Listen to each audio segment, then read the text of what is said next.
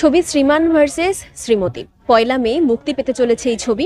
আর সেই ছবি নিয়েই কিন্তু এই মুহূর্তে আড্ডায় রয়েছেন তনিমাদি। তনিমাদি, ওয়েলকাম। ছবি আসছে, ছবির প্রচার চলছে এবং একটা খুব সুন্দর এবং বেশ ভারী একটা সাবজেক্টের ওপর ছবিটা। কি বলবেন প্রথমে শ্রীমান ভার্সেস শ্রীমতী নিয়ে? গল্পটা তো ভালো লেগেছেই, যার জন্য হ্যাঁ বলেছি। তার মধ্যে প্রতিকৃতি আমাকে ফোন করে বলেছে এই চরিত্রটা তোমার, এটা তুমিই করবে। তাতে একটুখানি গ্যাস খেয়ে গেছি, তারপরে করেছি। কিন্তু করতে এসে প্রথম যেটা ছিল সেটা হচ্ছে মিঠুন চক্রবর্তীর সঙ্গে কাজ। তো মিঠুনদার সঙ্গে এর আগে আমার মানে কয়েকটা কাজের কথা হয়েছিল, কিন্তু যে কোনো কারণে হয়নি। সেই হিসেবে এটা প্রথম কাজ হলো আর কি। এত ভালো ব্যবহার, এমন ভাবে কথা বলেছে আমার সঙ্গে, এমনভাবে ব্যবহার করেছে যে মনে হয়েছে আমরা কালকে অবধি একটা বড় ছবির কাজ করে এসেছি। আচ্ছা, তার মধ্যে ওই ভিড় ভাট্টা হ্যাঁ না তা নেই সব কিছুর মধ্যে হঠাৎ একটা ছেলে এসে আমাকে একটা ছোট ঠোঙাতে 2টো সিঙ্গারা দিয়ে বললো মিঠুনদা পাঠিয়ে দিল। কারণ তার আগে আমাদের ওই উত্তর কলকাতার খাওয়া দাওয়া নিয়ে কথা হচ্ছিল। হ্যাঁ হ্যাঁ, তখন আমাকে পাঠিয়ে দিয়েছে। আমার এত ভালো লাগলো যে সকলের জন্য আনালে একটা কথা ছিল, সবার জন্য এনেছে গিয়েছে, কিন্তু এটা কি তনিমাকে দিয়ে একটা ছোট ঠোঙায় 2টো সিঙ্গারা, এর থেকে না আন্তরিকতাটা মানুষের বোঝা যায়। প্রত্যেকেই যেটা আপনারা বলছেন যে মানুষটাকে থেকে শেখা, এটার তো মানে দ্বিমত নেই কোনো। মিঠুন চক্রবর্তীকে নিয়ে এই কথা, এই প্রশ্ন করার দ্বিমত নেই। আমি একটু জানতে চাই আপনার থেকে, মানে এই যে প্রত্যেক মুহূর্তে তার থেকে শেখা, মাটিতে কিভাবে পাটা রাখতে হয় এইটা শেখানো, গ্রাউন্ডেড থাকা। মাটিতে পা রাখা নয়, মাথাটা কিন্তু ওনার আকাশ ছুঁয়ে গেছে। সেই অবস্থাতে যদি কেউ মাটিতে পা রাখে তাহলে তাকে প্রণাম না করে পারা যায় না। কারণ এমনভাবে শুধু আমার সঙ্গে তো নয়, টেকনিশিয়ানসদের সঙ্গে, পরিচালকের সঙ্গে, প্রত্যেকের সঙ্গে যেভাবে কথাবার্তা, যেভাবে চালিয়ে গেছেন, মানে স্যালুট করার মতো চরিত্র একদম। এক্ষেত্রে জিজ্ঞেস করতাম না, ডিরেক্টর পথিকৃৎ যখন একটা টেক হওয়ার পরে যখন তার কিছু ইম্প্রোভাইজেশন সেটা বলতে যেত, তনিমাদি ঠিক কি হতো একটু যদি তুমি বলো। এবার আমার আর মিঠুনদার সিন হচ্ছে, এবার দুজনে না আমরা করেছি, মানে একটা সিন আমরা নিজের মতো করে নিয়েছি। এবার প্রতিকৃতি দেখি হচ্ছে, কী হয়েছে মিঠুনদা বলছে কী হয়েছে, না মানে বলছিলাম যে তনিমাদিকে বলছিলাম যে এটা যদি আরেকটু আগে উঠতো। কোথায় আগে উঠতো? কেন আগে উঠবে কেন? তো বিধবা পিসিদের মতো খচখচ করছিস, যা তো ঠিক উঠেছে, বাঘ বাচ্চা অভিনেত্রী, যা উঠেছে ঠিক উঠেছে, আর হবে না। মানে একেবারে সেই দাদার মতো করে করে। আর না, সত্যি করে সিনটা খুবই ভালো হয়েছে। পরিচালকদের এক সময় মনে হয় না যে আরেকটা নিলে ভালো হতো, সেই রকম করতে গেছে প্রতিকৃত, এক দাবরানি দিয়ে বসিয়ে দিয়েছে। এবং তনিমাদি এই সময় দাঁড়িয়ে সম্পর্কর ভিতগুলো এতটাই নড়বড়ে হয়ে যাচ্ছে বেশিরভাগ ক্ষেত্রে আমরা দেখতে পাচ্ছি, সবার জন্য নয়, কিছু ক্ষেত্রে আমরা দেখতে পাচ্ছি। সেক্ষেত্রে এই সত্য ঘটনা অবলম্বনে যে ছবি, এটা বোধহয় ভীষণভাবে প্রাসঙ্গিক। এবং এভাবেও যে ফিরে আসা যায়, প্রেমে পড়া যায়, এটাও বোধহয় এই ছবিই শেখাবে। আসলে না, এখন দিনকাল পাল্টে গেছে বুঝলে। কারণ এখন শুনি কাগজে, তোমরাও পড়ো আমরাও পড়ি, যে কারোর একটা ডিভোর্স হলো, কিন্তু আমরা আজ থেকে ভীষণ ভালো বন্ধু। এটাই তো আমার মনে একটা বিরাট খটকা লাগে। হ্যাঁ, যে আমরা ভীষণ বন্ধু, আমরা একে অপরকে সমস্ত কথা, মনের কথা খুলে বলি, তাহলে ডিভোর্স কেন? তা সেইখানে আমি তো নিজেকে মানিয়ে নিতে পারি না। আমি যদি আমার বড়ের সঙ্গে ডিভোর্সই করব, যে চরমভাবে যখন উঠে যাব যে আর দুজনে থাকতে পারছি না, তখন ছাড়াছাড়ি। সেই ছাড়াছাড়ির পরে আবার কি করে বন্ধু হয়ে যাবে? অতএব এই অপেক্ষা করাটা বোধহয়, যেহেতু ডিভোর্স হয়নি বলেই রয়ে গেছে আর কি, সেটা থাকবে। এবং তোমাকে এই ছবিতে কিভাবে পাবো সেটা একটু যদি বলো। এই ছবিতে আমাকে পাচ্ছে একজন বয়স্ক মহিলা। আমরা ওই ইয়েতে থাকি, ওল্ড এজ হোমেতে থাকি। ওর বন্ধু মানে এক একজন হয় না যে গায়ে মানে না আপনি বলুন, আমার চরিত্রটা সেই টাইপের। এবার সেখানে যখন মিঠুনদার সঙ্গে দেখা করতে আসছে, আমি তো জানি না ওর বর, আমি আগলে বেড়াচ্ছি, তোর সঙ্গে কেন দেখা করবে, লোকটার হালচাল দেখলেই বোঝাচ্ছে এই করছে, ওইখান থেকে কেন তোর দিকে দেখছে সব সময় গিয়ে। আর মিঠুনদার সঙ্গে, এই আপনি ওর দিকে তাকিয়েছেন কেন? মিঠুনদা বলে, আপনার কি কোনো কাজ নেই? হ্যাঁ, না আপনার কোনো কাজ নেই, আপনি আমার পেছনে পড়ে আছেন। খুব ইয়েভাবে তুলে ধরেছে। তবে আমার যেটা মনে হয়েছিল যে ওদের যখন মিলনটা হলো, তখন বোধহয় এই মহিলার একটা মানে থাকা উচিত ছিল আর কি, মানে সব ব্যাপারটা জেনে বুঝে। হঠাৎই উধাও হয়ে যাওয়া মনে হয়েছে। আচ্ছা, এই যে উত্তর কলকাতায় যখন শুটিং হচ্ছে, মিঠুনদা সিঙ্গারা এনে খাইয়েছেন। মিঠুনদা তো নিজেও উত্তর কলকাতার ছেলে, তো ওই পাথুরিয়া ঘাটায় যখন শুটিং চলছে বা কিছু, তখন কি স্মৃতিচারণা? আচ্ছা আচ্ছা, এমনি স্মৃতিচারণার কথা আমি বলছি। আমি ছবিটাতে 4 দিন না 5 দিন কাজ করেছি, বেশি দিন কাজ করিনি। কিন্তু মিঠুনদা আমার সঙ্গে বসে বসে এত সাংসারিক গল্প করেছে। হ্যাঁ, নিজের ছেলের কথা, যে ও এখন বাইরে গিয়ে কিরম বড় হয়েছে, আমি তার বাড়িতে গিয়ে রান্না বান্না করে দিই ছেলেকে, আমি মুগ্ধ হয়ে তাকিয়ে দেখি আমার ওই ছেলেটা এরকম হয়েছে।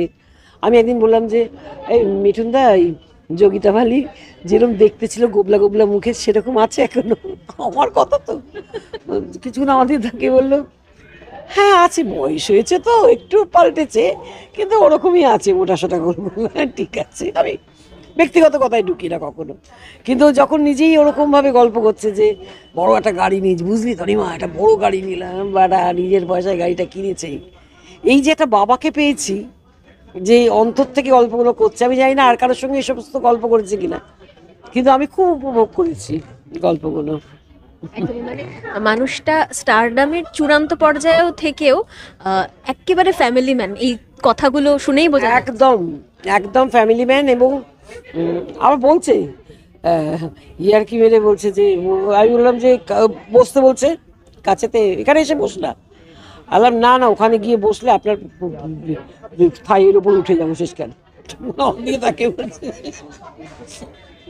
আরে কত নিয়েছি এরকম, মানে অবলীলাক্রমে বলেও যাচ্ছে। আরে বোম্বেতে একসময় কেউ ছাড় পায়নি আমার কাছ থেকে, আমি কি ছাড়বো না রে, তারা এসে এসে আমার মুখের ওপর ঝাঁপিয়ে পড়ছে। আচ্ছা থাক থাক থাক, আর বলতে হবে না। কিন্তু খুব মজা করে বলছে, কারোর নাম করে না, কারোর নাম নেই, কিন্তু নিজেকে ইয়ে করে। এটা কিন্তু ভুল আপনার ধারণা। আপনার যে এতগুলো মানুষ তো ভাবছে যে তারা সবাই মিঠুনকে পেয়েছে, মেজাজটা গরম করে দিলি, এটা তো ভাবিনি। তুমিও তো অকপটেই কথাগুলো এখন বলে ফেললে। না না, ও তো বলছিল যে আমি আর ও তো গোপন ঘরে ছিলাম না, পাশে অনেকে ছিল। হ্যাঁ, অনেকেই ছিল, অনেকেই হাসছিল, কেউ সরে গেল, কেউ করলো, ও করে বলে যাচ্ছে, কোনো ব্যাপার না। এটা কোনো কথা হলে নিশ্চয়ই বলতাম না। আচ্ছা তনিমাদি, এই যে হাসতে হাসতে মজা করতে করতে তুমি এতখানি সত্যি কথা বলে ফেলো, এর জন্য কখনো তোমাকে কোনো বিপদে পড়তে হয়েছে বা কেউ ভীষণ রেগে গিয়েছে, এরকম হয়েছে? একটু শুনি। আমার মেয়ে বলেছে আমাকে একবার জেল খাটতেই হবে। ওই যে তোমার এই কাটার কাটার করে কথা বলা, এটা তোমাকে আমি কিন্তু ছাড়াতে যাব না। আর ছাড়াতে যাবি না, জেলে বসে থাকবো, আর কি করবো? তোমার এত দরকার কিসের সত্যি? কিন্তু আমি যেটা বলি সেটা তো সত্যি কথা বলি। হ্যাঁ, হাসতে হাসতে বলি। আমি তো কাউকে গালাগাল দেওয়ার অধিকার আমার নেই, কিন্তু আমার যেটা চোখে পড়েছে আমি সেটা বলে দিয়েছি। স্পষ্ট বক্তা, ঠোঁট কাটা, হাসি মুখে ঠোঁট কাটা। হাসি মুখে ঠোঁট কাটা। আচ্ছা, তোমার মেয়ে যে এই যে বলে, না না, ঠোঁট কাটা, কিন্তু কাউকে দুঃখ দিতে চাই না, কাউকে দুঃখ দিতে চাই না, কিংবা কারোর দুজনের মাঝখানে এমন একটা কথা বলে দিই না বড় বউয়ের মাঝখানে যে এটাই হয়ে গেল একদম শ্রীমান শ্রীমতী 27 বছরের কেস, তা করবো না। ইন্ডাস্ট্রিতে কখনো এরকম সমস্যা হয়েছে কখনো, মানে খুব রেগে গিয়েছে কখনো? এটা তো শুনলাম ব্যক্তিগত জীবন বা কিছু, ইন্ডাস্ট্রিতে কেউ কখনো রেগে গেছে তনিমাদি এরকম কথা বলে দিলেন? সেই মুহূর্তে তো ভাবেনি, হেসে হেসে বলেছে বলে পরে ভেবেছে। না না, সেরকমভাবে হয়নি, কারণ আমি ওই যে বললাম কারোর মনে কষ্ট দেব না। এবার আমি তোমাকে যে কথাটা বলবো সেই কথাটা তুমি মানে যেই জানবে যে সত্যি, তাড়াতাড়ি ঢোক গিলে যাবে। তুমি আর দ্বিতীয় কারোর কাছে গিয়ে বলবে না যে আমাকে এরকমভাবে বললো, কারণ ওটা তোমার সত্যি কথা। আর আরেকটা ব্যাপার আছে, সোনালী চৌধুরী আছে, সোনালী চৌধুরীর আমি অনেক দিন আগে একটা কাজ করছি, তো আমি কি একটা কথা বলেছি, সোনালী হা হা করে হেসেছে, হেসেই তাড়াতাড়ি মুখটাকে নিজেকে চেপে ধরেছে, বলছে এই শুটিং হচ্ছে ওদিকে। বললাম যে তাতে কি হয়েছে, আমি বলেছি তুই হেসেছি, যে না তুমি বলেছো কি, ও পরিচালককে ডেকে বলবে যে তনিমাদি বলতে পারে, তুই হাসবি কেন? ও তার থেকে বাবা এড়িয়ে থাকাই ভালো। না আমার, তোমার 7 খুন মা, সবাই বলবে যে তনিমাদি বলতেই পারে, তুমি হাসবে কেন? কি বিপদ। মেগাতে কবে দেখতে পাবো আবার তোমাকে? ডাকলেই দেখতে পাবে, আমার কোনো ব্যাপার নেই, আমার কোনো রাগ মান অভিমান দুঃখ কিছুই নেই, ডাকলেই দেখতে পাবে। এই যে প্রায় 1 বছরের কাছাকাছি উড়ানের পর, 8 মাস, হ্যাঁ, আহ, উড়ানের পর তোমাকে আর কোনো মেগায় এই এখন অবধি আমার ডাক আসেনি। তোমার কি মনে হয় তনিমাদি, কি কারণে? চরিত্রের প্রয়োজন হচ্ছে না বলে নাকি? দেখো অনেক রকম কথা শুনছি, এক তো আমার ক্যাটক্যাটে কথা আছেই, আমি নাকি বেশি সত্যি সবাই আভাসে ইঙ্গিতে বলেছে, আমি নাকি সোজাসুজি বলেছি, সোজাসুজি বলেছি, সেটা একটা ব্যাপার আছে। আবার শুনেছি যে আমাদের ফ্লোরের মধ্যেই এখন তো ছানাপোনাদের ছাড়া থাকে, যে কে কি বলছে না বলছে সেগুলো গিয়ে নালিশ করা, হয়তো আমি এরকম কিছু বলেছি, সে গিয়ে আবার রং চড়িয়ে কিছু বলেছে, সেরকমও হতে পারে। আরেকটা ব্যাপারও আমাকে আজকে সকালেই একজন অভিনেতা আমাদের ফোন করে বললেন যে এখন মা কাকিমা টাকিমা যে চরিত্রগুলো আমি করি, ঠাকুমা ঠাকুমা কিংবা নায়ক নায়িকা ছাড়া অন্য যে চরিত্ররা আছে, তাদের নাকি ভীষণ টাকা কমিয়ে দিয়েছে, তাতেই অনেকে রাজি হয়ে করছে। তো এবার আমি হয়তো একটু বেশি টাকা নিই মানে দিয়েছে বলেই পেয়েছি, আমি তো জোরজার করে কারোর পকেট থেকে কেটে আনিনি। তো আমাকে হয়তো সেই জন্য কেউ বলতে পারছে না যে তনিবাদিকে নিতে গেলে একটা বড় অঙ্কের ইয়ে দিতে হবে, দিচ্ছে না কি, যে কোনো কারণে একটা কারণে হয়েছে আর কি, কিছু কারণে হয়েছে যে আমি কাজ এখন পাচ্ছি না, হয়তো আবার এক সময় পাবো। আর রেস্টেরও তো দরকার, অনেক দিন তো কাজ করেছি, তবে সুস্থ থাকাকালীন, মগজ সুস্থ থাকাকালীন যদি কাজ না পাই, সেটা তো অবশ্যই একটা খারাপ লাগার জায়গা। কারণ বাড়িতে বসে বসে আমি কি করব, রান্না বান্না করে আর কতখানি সময় কাটাবো, আর বিপুল অর্থ নেই যে ছুটোছুটি করে বেরিয়ে বেড়াবো এখানে সেখানে, যেটা আমার শখ। তো দেখা যাক, কিছু কিছু কাজ তো করছি, আবার নতুন করে নিজেই একটা চ্যানেল করছি, সেখানে আঁকার শিল্পীদের নিয়ে একটা কাজ করছি,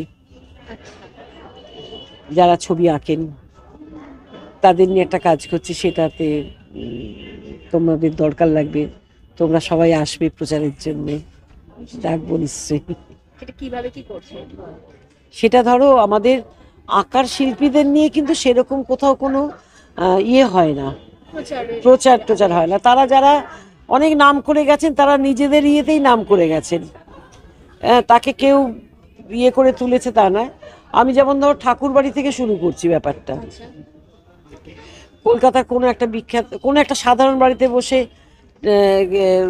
রবীন্দ্রনাথ, যামিনী রায় কিংবা কেউ একটা নন্দলাল বসু একটা ছবি এঁকেছেন, যে ছবিটা পৃথিবী বিখ্যাত, কিন্তু এই বাড়িটাকে কেউ জানে, ছবিটার গল্পটা কেউ জানে না, আমি সেই রকম বাড়ির ধরেছি। তারপরে ঠাকুর বাড়ির যিনি একজন ভদ্রমহিলা, নামটা আমি এই মুহূর্তে ভুল বলে ফেলবো, তার থেকে না বলা ভালো, তিনি হচ্ছেন প্রথম ঠাকুরবাড়ির প্রথম বাঙালি মহিলা যার ছবি বাইরের জগতে আসে, সেই ছবি একজনের বাড়িতে আছে, আমি তার বাড়িতে যাব, এরকম করে নিয়ে এবার ছোট বড় নানান শিল্পীদের ইন্টারভিউ নিয়ে একটা করব।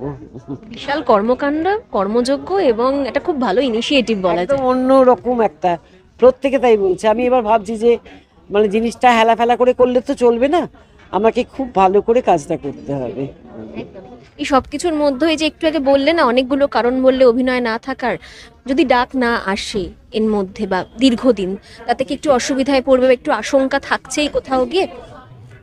দেখো আমার তো একটা পেট, মেয়ে আছে, জামাই আছে, নাতি আছে, এতদিন ওদের তো বড় করেছে আমি, তা ওরা বুড়ি বয়সে আমাকে ছোট ভেবে একটুখানি বড় করবে না, না হলে তো মারধর খেয়ে যাবে। না না, সেই চিন্তা করছি না, টাকা পয়সা নিয়ে কোনো মাথা ব্যথা নেই, এখন সে তো রাজাও এক এক সময় বিক্রি হয়ে যায়, কি করব, নিজেকে বিজি রাখতে। আমি নিজেকে ব্যস্ত রাখতে চাই, না হলে ইয়ে মাথা না বলে না, মানে যত দুষ্কর্মের কাজ আসে, আমার তো দুষ্কর্ম আসে না, আমি উল্টো পাল্টা খরচের কথা ভেবে বসি। তো সেখান থেকে নিজেকে একটু শক্ত করে রেখে একটুখানি দেখছি কি করা যায়। এই যে কাজটা ধরেছি এটা আশা করছি একটু বেশ ভালো হবে, সেটা নিয়ে এগোবো। পরবর্তীকালে ছবির প্রদর্শনী বলো এ বলো সব কিছুতেই আস্তে আস্তে যাব। আসলে ছোটবেলা থেকেই আমার নিজেরও আঁকার প্রতি একটা দুর্বলতা ছিল, যেটা করা হয়ে ওঠেনি। সেটাই যদি আবার নতুন করে খুঁজে পাই। হ্যাঁ, অনেকদিন তো করলাম। শেষ করবো তনিমাদি, দর্শকদের কি বলবেন? হ্যাঁ, আগামী কাজটা একটু নতুন ধরনের কাজ, আপনাদের কাছেও বলা রইল, যদি আপনারাও এরকম কেউ থাকেন যে ধরুন একসময় খুব ভালো ছবি আঁকতেন, কিন্তু সংসারের চাপে কিংবা কাজের চাপে ছবি আঁকাটা মনের এক কোণে রয়ে গেছে, অথচ আপনারা কাজটা করে উঠতে পারছেন না, তো তারা আমার সঙ্গে যোগাযোগ করবেন, আমি তাদেরও এগিয়ে নিয়ে যাব। এগিয়ে নিয়ে যাওয়ার ক্ষমতা মানে আপনারা আমরা একসাথে হাত ধরে এগোবো আর কি, একটা নতুন পথ চলা শুরু হবে আবার। আর এই ছবিটা নিয়ে একটাই অনুরোধ করব যে প্লিজ সবাই হলে একটা করে টিকিট কেটে এসে ছবিটা দেখবেন, একটা টিকিট কেটে হলে এসে দেখবেন, ভালো লাগবে। আমরা যতটুকু দেখেছি ভালো লেগেছে, আমার মনে হয় আপনাদেরও ভালো লাগবে। Thank you তনিমাদি। তনিমাদির সঙ্গে জমজমাট আড্ডায় ছিলাম। এরকম বিভিন্ন আপডেটের জন্য চোখ রাখুন সিতারা এন্টারটেনমেন্টে, আর চ্যানেলটিকে লাইক, কমেন্ট, শেয়ার ও সাবস্ক্রাইব করতে ভুলবেন না।